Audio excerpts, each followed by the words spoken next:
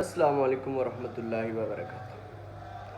آج ہم سلطان محمد فاتح کے عقائد و نظریات پر مبنی ایک سیریز پر شروع کر رہے ہیں۔ سلطان محمد فاتح کے عقائد و نظریات کے بارے میں آج کی یہ میری پہلی ویڈیو ہے۔ تھوڑی سی کوالٹی میں مائنس ہو سکتی ہے یا کسی بھی قسم کی اس کے اندر کمی آ سکتی ہے، لیکن آپ نے اس کو ایکسیپٹ کر لیا۔ سلطان محمد فاتح کی کیا حکمت عملی تھی جس نے ان کو فاتح اعظم بنا دیا؟ ان کی کیا سوچ تھی، کیا عقائد تھے، کیا نظریات تھے جو ان کو اتنے بڑے سلطان بننے کی طرف لے گئے؟ دوستو، آج سلطان محمد فاتح کے عقائد و نظریات پر ایک اہم گفتگو کا پہلا حصہ ہے۔ 29 مئی 1453 ویسے وہ عظیم دن تھا جب سلطان محمد فاتح نے قسطنطنیہ کی بڑی بڑی دیواروں کو فتح کیا، بڑی بڑی دیواروں کو توڑا تھا اپنی مہارت کے ذریعے۔ انہوں نے بڑی بڑی توپیں بنائی، جس کے بعد انہوں نے اس دیواروں کو گرایا اور پھر قسطنطنیہ کے شہر کو فتح کیا۔ آخر وہ کون سی چیز تھی جس نے سلطان محمد فاتح کو اتنا بڑا جذبہ دیا؟ وہ تھی رسول اللہ صلی اللہ علیہ وآلہ وسلم کی ایک بشارت۔ سلطان محمد فاتح نے رسول اللہ صلی اللہ علیہ وآلہ وسلم کی ایک حدیث سنی، اور اس حدیث کا مفہوم یہ ہے کہ تم ضرور قسطنطنیہ کو فتح کرو گے، اور کتنا بہترین وہ امیر ہوگا اور کتنا بہترین وہ لشکر ہوگا۔ اس کے بعد جب سلطان محمد فاتح نے یہ حدیث سنی تو اس کے بعد وہ اسی جدوجہد اور کوشش میں لگ گئے۔ حالانکہ ان کے والدین کو بھی اس کے بارے میں علم تھا، انہوں نے بھی کوشش کی۔ ان کے جو والد تھے وہ بھی سلطان تھے، آگے انہوں نے بھی بڑی بڑی کوششیں کی، لیکن وہ اس فتح کو لینے میں ناکام رہے۔ لیکن یہ نصیب میں تھا سلطان محمد فاتح کے۔ آخر وہ عظیم سلطان، اتنا بڑا سلطان جس کے بارے میں رسول اللہ صلی اللہ علیہ وآلہ وسلم نے اتنی بڑی بشارت دی، تو ہمیں بھی چاہیے کہ ہم ان کے عقائد و نظریات پر بات کریں، ان کے عقائد و نظریات کو سیکھیں کہ آخر وہ کیسے انسان تھے، کس سوچ و نظریہ و فکر کے انسان تھے۔ ہمیں بھی چاہیے کہ ہمیں ان کی زندگی کے مطابق اپنی زندگی کو گزارا جائے۔ کسی بھی انسان کے نظریات کے پیچھے اس کے اپنے مربی یعنی استاد کا ہونا بہت ضروری ہے، اور ان کے روحانی استاد جو تھے ان کا نام تھا اکشمس الدین۔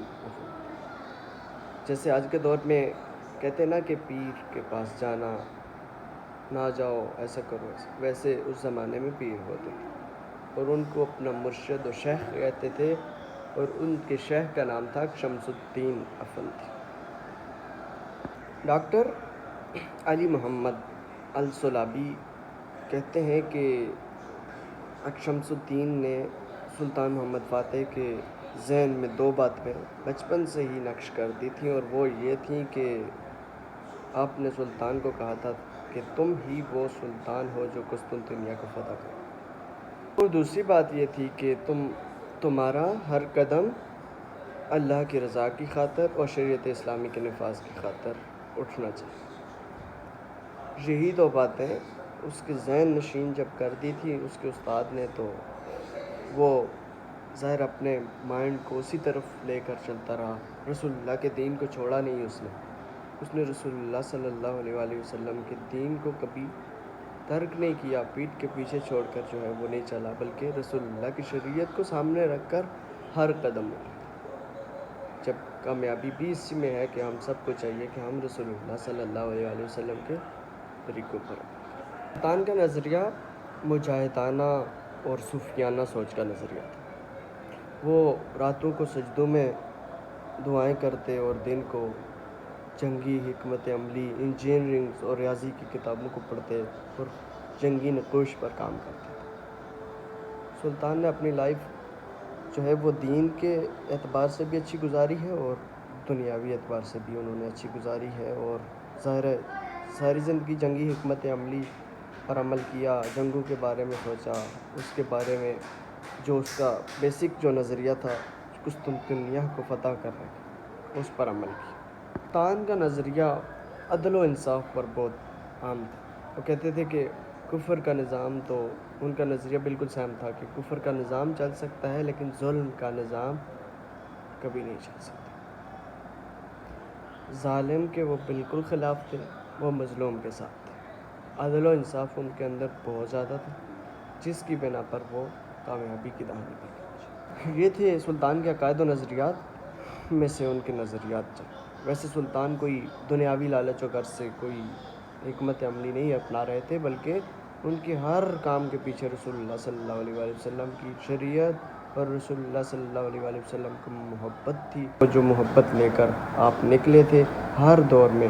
میں سمجھتا ہوں کہ ان کا تعلق بھی عقیدہ جو تھا ان کا، ویسے میں جو ان کے نظریات پڑھے ہیں میں نے، وہ عقائد اہل سنت کے عین مطابق ہے۔ ان کا مسلک مذہب میرے خیال سے اہل سنت ہی تھا، کیونکہ جو میں نے سیریز دیکھی ہیں ان کے اوپر، تو انشاءاللہ ہم یہ تھا ہمارا پہلا ایپیسوڈ، تو اگلے ایپیسوڈ میں ان کے بارے میں اچھی سی معلومات لیں گے اور آپ کے ساتھ شیئر کریں گے۔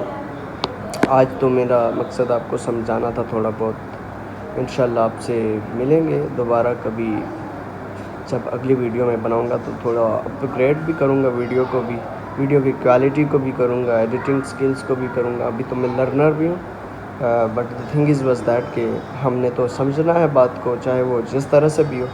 آپ کا مقصد یہ نہیں ہونا چاہیے کہ ویڈیو کوالٹی اچھی ہو، ایڈیٹنگ اچھی ہو، جیسا بھی ہو، ویسے ہم نے سیکھنا ہے، اور انشاءاللہ میں اس چیز کو مکمل ضرور کروں گا۔